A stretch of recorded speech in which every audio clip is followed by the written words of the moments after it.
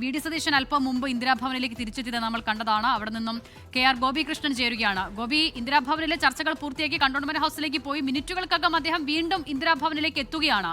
അവിടെ വീണ്ടും തുടർ ചർച്ചകൾക്കുള്ള സാധ്യതയാണ് ഉള്ളത്. മറ്റേതെങ്കിലുമൊക്കെ നേതാക്കൾ തുടരുന്നുണ്ടോ ഇപ്പോഴും അവിടെ? അസിത, ഞാൻ മനസ്സിലാക്കുന്ന അദ്ദേഹം ഭക്ഷണം കഴിക്കാൻ വേണ്ടിയാണ് അദ്ദേഹം കണ്ടോൺമെന്റ് ഹൌസിലേക്ക് ഇടയ്ക്ക് പോയത്. ചർച്ചകൾ പൂർത്തിയായിട്ടില്ല എന്ന് വേണം നമുക്ക് അനുമാനിക്കാൻ. കാരണം നേരത്തെ അദ്ദേഹം പുറത്തിറങ്ങുമ്പോൾ മാധ്യമപ്രവർത്തകർ ചോദിച്ചപ്പോൾ അദ്ദേഹം ചിരിച്ചുകൊണ്ട് എനിക്ക് ടെൻഷനില്ല, നിങ്ങൾക്ക് എന്തിനാണ് ടെൻഷൻ എന്ന് മറുചോദ്യം ചോദിക്കുകയാണ് ചെയ്തത്. മാത്രമല്ല, പട്ടികയായോ ചർച്ചകൾ പൂർത്തിയായോ എന്ന ചോദ്യത്തിനൊന്നും ആയെന്നോ ഇല്ലെന്നോ ഉള്ള വ്യക്തമായ ഒരു മറുപടി നിയുക്ത മുഖ്യമന്ത്രി വി.ഡി. സതീശൻ നൽകിയതുമില്ല.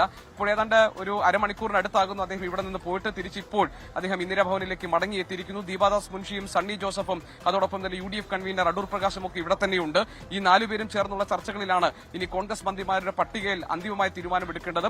അവിടെ ടി സിദ്ദിഖ് മന്ത്രിസഭയിൽ ഉണ്ടാകുമോ, അൻവർ സാദത്ത് ഉണ്ടാകുമോ തുടങ്ങിയ കാര്യങ്ങളിലൊക്കെ അവ്യക്തത നിലനിൽക്കുന്നു. IC ബാലകൃഷ്ണന്റെ പേര് ഇടയ്ക്ക് പറഞ്ഞു കേട്ടിരുന്നു. IC ബാലകൃഷ്ണൻ ടി സിദ്ദിഖും ഇന്ദിരാഭവനിൽ നേരത്തെ ഉണ്ടായിരുന്നു. വിൻസെന്റ് MLA വന്ന് നിയുക്ത MLA വന്ന് തിരിച്ചു പോവുകയും ചെയ്തു. ഏതായാലും ഈ ഏതാനും ചില ആളുകളുടെ പേരുകളുടെ കാര്യത്തിൽ മാത്രമാണ് ഇപ്പോൾ അവ്യക്തത നിലനിൽക്കുന്നത് എന്നാണ് നമുക്ക് മനസ്സിലാക്കാൻ കഴിഞ്ഞത്.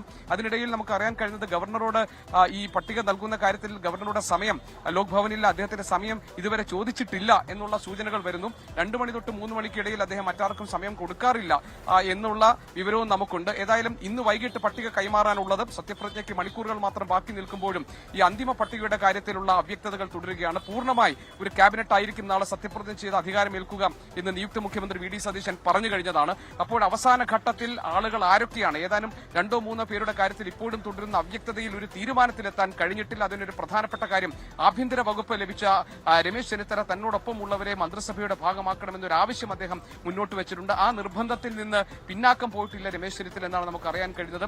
KC പക്ഷത്തിനും ചില ആവശ്യങ്ങൾ ഉണ്ട്. അപ്പോൾ ഈ കാര്യങ്ങളൊക്കെ പരിഗണിച്ചുകൊണ്ട് ഇതിലൊരു ഫോർമുല ഉണ്ടാക്കിക്കൊണ്ട് മാത്രം ഈ പ്രശ്നത്തിന് പരിഹാരം കാണാൻ കഴിയും. 1.5 മണിക്കൂർ, ഏതാണ്ട് 1.5-2 മണിക്കൂറോളം നീണ്ടുനിന്ന ചർച്ചകൾക്കിടെയാണ് നിയുക്ത മുഖ്യമന്ത്രി വി.ഡി. സതീശൻ ഇന്ദിരാഭവൻ വിട്ട് കണ്ടോൺമെന്റ് ഹൌസിലേക്ക് പോയത്. അതിനുശേഷം ഏതാണ്ട് അരമണിക്കൂർ കഴിഞ്ഞ് അദ്ദേഹം വീണ്ടും ഇന്ദിരാഭവനിലേക്ക് മടങ്ങിയെത്തിയിരിക്കുന്നു. എന്ന് പറഞ്ഞാൽ നമ്മൾ അനുമാനിക്കേണ്ടത് ചർച്ചകൾ വീണ്ടും തുടരാൻ പോകുന്നു. അതിന്റെ അർത്ഥം നേരത്തെ നടത്തിയ ചർച്ചകൾ പൂർത്തിയായിരുന്നില്ല എന്നും അന്തിമമായ പട്ടികയിലേക്ക് എത്താൻ കഴിഞ്ഞിട്ടില്ല എന്നും വേണം അനുമാനിക്കാൻ.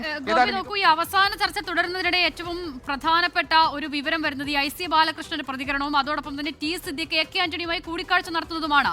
ടി സിദ്ദിഖിന്റെ അൻവർ സാദത്തിന്റെ പേരുകൾ ഈ മുസ്ലിം പ്രാതിനിധ്യം എന്ന നിലയിൽ പരിഗണിക്കുമ്പോൾ IC ബാലകൃഷ്ണൻ അല്പം മുമ്പ് മാധ്യമങ്ങളോടക്കം പ്രതികരിച്ചത് ഈ പട്ടികജാതി പട്ടിക വിഭാഗത്തിൽ നിന്നുള്ള പ്രാതിനിധ്യം വേണം, അങ്ങനെയാണെങ്കിൽ അത് IC ബാലകൃഷ്ണനിലേക്ക് എത്തും എന്നുള്ള വിവരങ്ങൾ വന്നിരുന്നു. പക്ഷേ വയനാട് ജില്ലയെ സംബന്ധിച്ചിടത്തോളം ആകെയുള്ള 3-ൽ 2 പേരെയും പരിഗണിക്കാനുള്ള സാധ്യത എത്രമാത്രമാണ്? അതിനുള്ള സാധ്യത മങ്ങുന്ന സാഹചര്യത്തിൽ കൂടിയാണോ ടി സിദ്ദിഖ് AK ആന്റണിയുമായി കൂടിക്കാഴ്ച നടത്തുന്ന നിലയുണ്ടാകുന്നത്? അതിനെ ഒരു സമ്മർദ്ദ തന്ത്രം എന്നൊക്കെ വിശേഷിപ്പിക്കാമെന്നുള്ളതാണ് അല്പം മുമ്പ് ഷഫീദ് റാവുത്തർ പറയുന്നത്.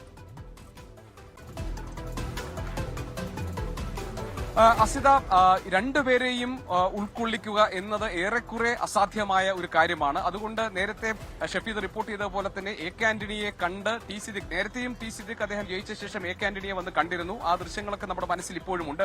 അദ്ദേഹം വീണ്ടും AK ആന്റണിയെ കണ്ടു എന്ന് പറഞ്ഞാൽ മന്ത്രിസ്ഥാനത്തേക്കുള്ള തന്റെ ക്ലെയിം മുന്നോട്ട് വെക്കാൻ അതിൽ AK ആന്റണിയുടെ ഒരു സമ്മർദ്ദം കൂടി, അദ്ദേഹത്തിന്റെ ഒരു ഇടപെടൽ കൂടി ആവശ്യമായി വന്നിട്ടുണ്ട് എന്നതിന്റെ അടിസ്ഥാനത്തിലായിരിക്കാം ഈ കൂടിക്കാഴ്ച എന്ന് നമ്മൾ കരുതുന്നതിൽ തെറ്റില്ല. അതേസമയം തന്നെ പട്ടികജാതി പട്ടിക വിഭാഗത്തിൽ നിന്ന് ഒരു പ്രാതിനിധ്യം വേണം എന്ന ആവശ്യം IC ബാലകൃഷ്ണൻ മുന്നോട്ട് വെച്ചിട്ടുണ്ട്. അത് അദ്ദേഹം പരസ്യമായി പ്രകടിപ്പിക്കുകയും ചെയ്ത സാഹചര്യത്തിൽ ആ ആവശ്യവും തള്ളിക്കളയാൻ കഴിയില്ല. സാമുദായിക പ്രാതിനിധ്യങ്ങൾ ഉൾപ്പെടെയുള്ള കാര്യങ്ങൾ ആ സമവാക്യങ്ങളൊക്കെ പാലിച്ചുകൊണ്ട് മാത്രമായിരിക്കും. ഇപ്പോഴിതാ IC ബാലകൃഷ്ണൻ വന്നിട്ടുണ്ട്. അദ്ദേഹം ഇന്ദിരാഭവനിലേക്ക് വീണ്ടും വന്നിരിക്കുന്നു. അദ്ദേഹം സംസാരിക്കുകയാണ്. എന്തെങ്കിലും കാര്യങ്ങൾ അദ്ദേഹം പ്രതികരിക്കുമെന്ന കാര്യത്തിൽ തീരുമാനമായിട്ടില്ല. എന്തെങ്കിലും പ്രതികരിക്കാൻ എന്താ പ്രതീക്ഷ? അല്ല, പ്രതീക്ഷ എന്ന് പറഞ്ഞു കഴിഞ്ഞാലേ കേരളത്തില് ഒരു പട്ടികവർഗ സമൂഹത്തിൽ ഉള്ളൊരാളെന്ന നിലയ്ക്ക് പട്ടികവർഗത്തിന് പ്രത്യേക ഒരു വകുപ്പ് കഴിഞ്ഞ കാലങ്ങളിൽ ഉണ്ടായിട്ടുണ്ട്.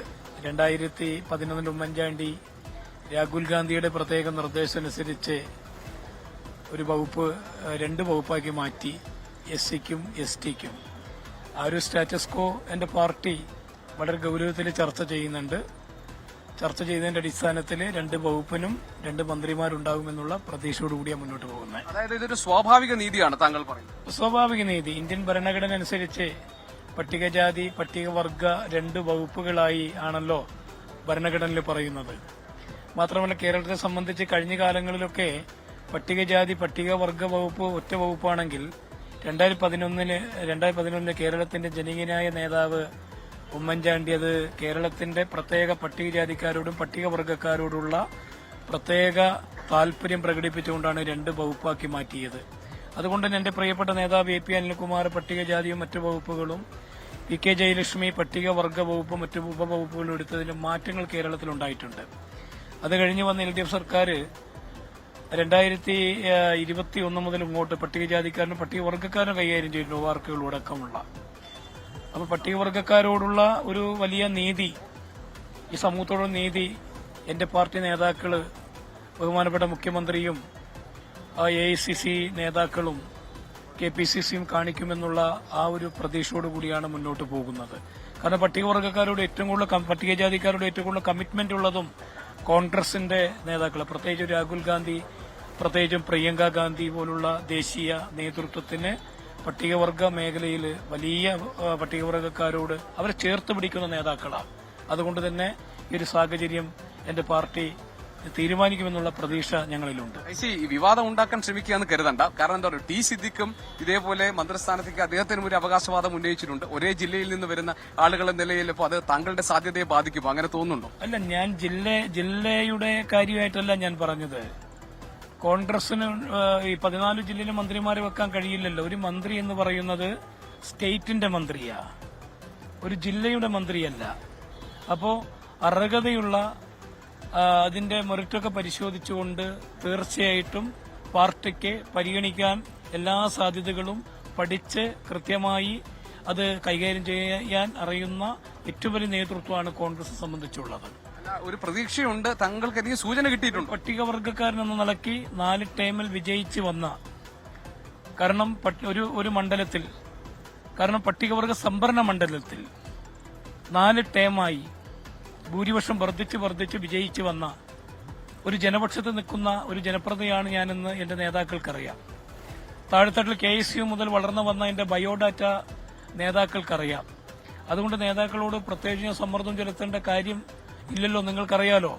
കാരണം എന്നെ അറിയുന്ന, എന്നെ ചേർത്ത് പിടിക്കുന്ന എന്റെ നേതാക്കള് ഇന്നും ദേശീയതലത്തിലും സംസ്ഥാന തലത്തിലുണ്ട്. അവരൊക്കെ പിന്തുണയാണ് എന്റെ വളർച്ച എന്നുള്ളതും അവർക്കറിയാം. ഇതിന് സൂചന കിട്ടിയിട്ടുണ്ടോ?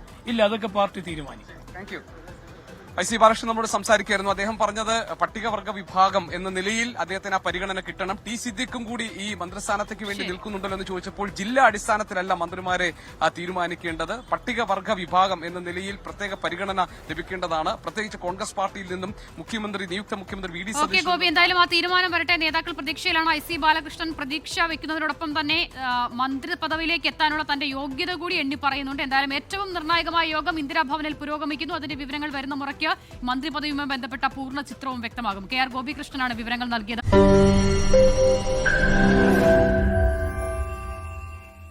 ലോകത്തെവിടെയായാലും ഏത് സമയത്തും 24 വാർത്തകളും ഓഗ്മെന്റഡ് റിയാലിറ്റി പാക്കേജുകളും എക്സ്പ്ലെയിനറുകളും വിശദമായി കാണാൻ ഞങ്ങളുടെ YouTube ചാനൽ നിങ്ങൾക്ക് സബ്സ്ക്രൈബ് ചെയ്യാം.